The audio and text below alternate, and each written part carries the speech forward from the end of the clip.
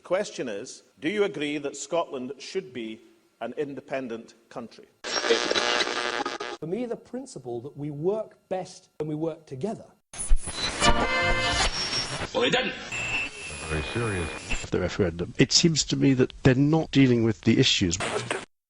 Hello, this is Scottish Independence Podcast episode number 48, and this time I spoke to Anna Arqué, who's involved with the campaign for independence in Catalonia, but also for the International Commission for European Citizens and some pressure groups that work on a European level. It's interesting to see sometimes what's going on in independence movements around Europe, as the Scottish campaign is not something that's happening in isolation, and I think that's a very important part to remember. So we'll go straight to the conversation, and I'll have a wee word with you at the end. Hi Anna, how's it going? Hello Michael, I'm fine, thank you for having me. Pleased to be here. It's good. We've been trying to set this interview up for quite a long time now, but it's good that we've finally got it going. But for our listeners, could you explain just a little bit about the work that you do with the various groups, first in Catalonia and then in the more broader European context? Yes, first of all, in 2009, we started the popular referendums, and we celebrate 554 of them in the different municipalities of Catalonia. And when we did that process, it was very important for us, the international testimony.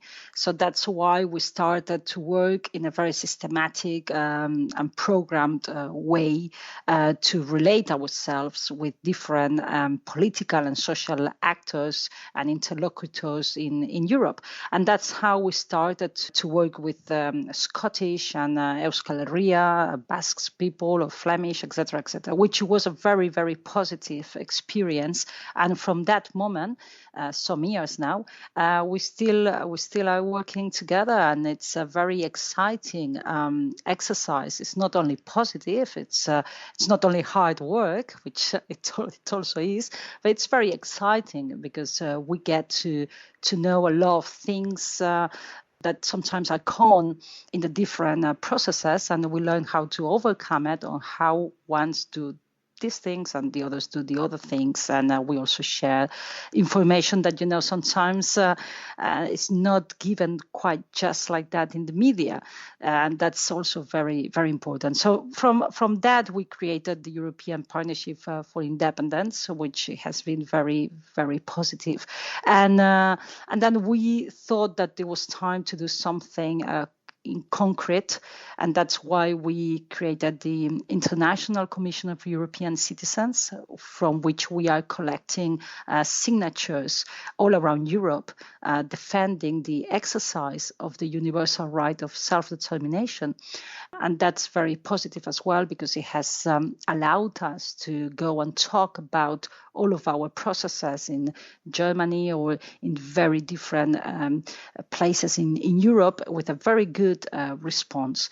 And now, together, we're organizing with the Scottish Independence Convention and the VVB in Flanders and ourselves, the Catalan, a big demonstration this coming 30th of March in Brussels, precisely to visualize that European citizens or democratic citizens, we are about defending the exercise of self-determination. It's about democracy, and we are not going to do a step back in our will to vote and put our vote, to cast our vote in the ballot boxes about if we want or not the independence of, for example, Catalonia. And it's a way of demonstrating the values that we share as Europeans, the values of justice, of freedom, of equality, of peace, actually the values that were the founding values of European Union. And we don't want people to forget that. We don't want European Union only to talk about money, only to talk about, to be a private club about the euro. We need, and it's essential that European Union has its social and human dimension. So we are going to Brussels to communicate that we don't accept any opposition to the exercise of democracy. For us, for any Democrat in Germany, in Finland, in Sweden, and in any of these, in Portugal, in France, in any of our countries, any Democrat will accept that millions of European citizens, as the case of Catalonia, let me put Catalonia again, but we actually we have to face difficulties, even threats from the Spanish state, to actually just express ourselves in the ballot boxes. All of us, and the ones that we have been speaking these years, which has been many in Europe, we all agree that democracy and to vote and the ballot boxes are the best way to cast opinion, to understand majorities, and to solve conflicts in a peaceful and democratic way. So we are about that. And it's interesting. We'll come to the Spain and Catalonia position in a moment. But just to ask about what kind of reaction are you getting within the European Union institutions itself? Because a lot of their statements are being very neutral. For example, with the Scottish position, where they say we will not negotiate any things about Scottish independence unless the British government do it first, and the British government are refusing to do that. So a lot of the things they're saying are very neutral and very guarded. But what are they telling you in private, or if it's something different?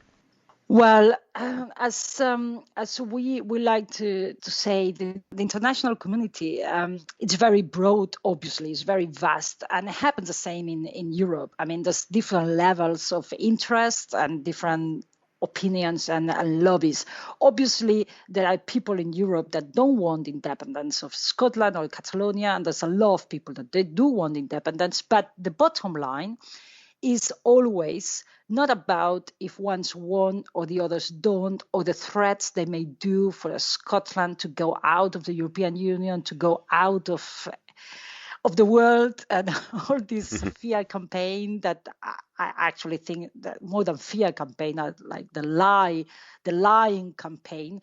The bottom line is that what is for sure is that nations have a right, and majorities have the right to express themselves. So what doesn't make sense at all, and obviously we don't believe, is when some or other European commissioner or whatever have you say something that, like, for example, this, that Scotland can go out of the European Union and this and that, doesn't make sense, because European Union cannot afford themselves, and it just doesn't make sense to punish any nation just because they have exercised democracy. I mean, that would be the finishing of what is the essential values of European Union. So, of course, they can make a lot of fear, they can lie, but it's up to us as mature nations, as mature people, to actually do not believe it, and just go and just go ourselves, and then at the end of the day is the real politics.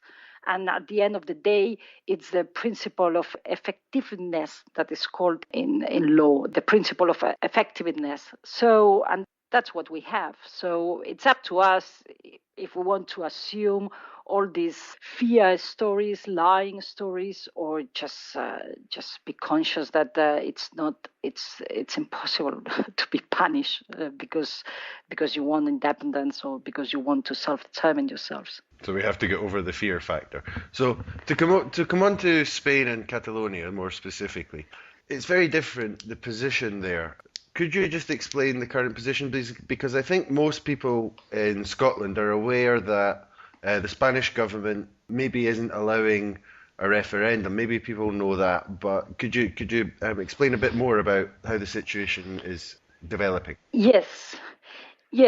At the moment, the Spanish state is saying no, that Catalans cannot celebrate a referendum to express ourselves if we want or we not want independence. But far from that, I think that sometimes in Catalonia, maybe we center ourselves too much. We focus too much in what the UK or the Spanish people want or not want, and sometimes I would prefer. Some of us would prefer to actually focus on maybe what the Scots have made, the Scottish people and the Scottish government, in the sense that. Westminster, the UK, we don't think that from the beginning we're like happy welcoming the referendum of Scotland. It's not like they were making a party about it, saying, "Oh, great, the Scots, come on, let's have it." I mean, obviously they didn't want Scottish to have a referendum, but what we have to applaud or what we have to admire is that the Scottish has been the ones making Westminster recognizing their right to celebrate a referendum, because it was the conviction and the determination of the Scottish people understanding, or of the government in this case, understanding that you are a nation and that there was no way to stop your government to do a referendum, that at the end of the day, English or British had to say, okay, well then let's do it together. Let's recognizing it in front of the world. But very important, I think, to highlight. For example, one of the sentences that Alex Salmon did, that was that, look, I mean, I've been elected in order to do a referendum. We have the majority to do a referendum, and the legalities. We will find the binding technicalities, because this is what democracy is about. So it's that determination that I think we have to focus in, because all the other will come. And if it doesn't come, if the Spanish state continues opposing, then it's actually, and I'm sorry to sound, but it's actually their problem, because we know we are a nation, we know our rights, we are a majority, we are democratic, we are peaceful. So at the end of the day, I mean, they are the ones that they will have to justify the international community what is their problem with ballot boxes. I mean, it's not like the ballot boxes in Catalonia are like weapons of mass destruction. I mean, they're just ballot boxes, for God's sake. It's something that we use in the 21st century. Well, before that, but today we're in the 21st century in Europe, and we are European citizens. So we're going to do that. And if somebody has a problem, they will have to explain it. We wish. I mean, we are fine about doing all this with the Spanish state together, like the British with you, the Scottish, and that's fine. But and this is when the concept of bilateral comes across. From the European Union or from Spain, whatever, they use a lot this thing that, well, that's an internal affair, bilateral, etc., etc. And it's not like I kind of agree that it's a bilateral issue or situation. But if one of the parts, the Spanish state, for example, don't recognize us, don't recognize the Catalans, don't recognize the process, but don't even recognize us as a nation, obviously then the issue or the issue of the referendum becomes an international conflict, because the defense of democracy is not anymore bilateral, because obviously there's one that is banning a people, a nation to vote, and it becomes international. And then it is the moment for Europe, European institutions, governments, citizens, etc., to step forward and say, well, I mean, we're very sorry you're opposed to that, but obviously we can have in the European Union of 21st century millions of European citizens banned to vote. Because what kind of democracy are we defending then in the European territory? European Union, which is the Nobel Prize, right? That's the main key here. It's the bottom line. Is there a big chance things could end up in court very quickly in some of the European courts or the European Court of Human Rights? Is there any kind of recourse to go in that direction? I don't think so. I think that would be a little bit pathetic I mean, how are we gonna go to court? Spanish will be there. It's to a movie. I don't see that we have to arrive so far. I think that, but mainly also because that means a lot of time wasted and a lot of which obviously some can be interested in, but